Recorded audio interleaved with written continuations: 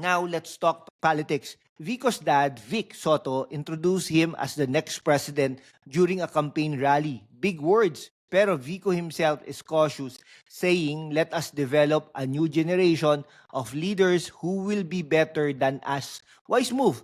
Vico, staying humble keeps you relatable, but the buzz is real.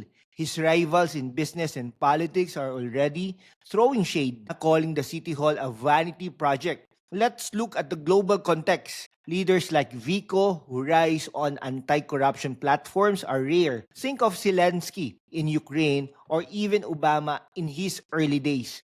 Pero the Philippines isn't Ukraine or the US.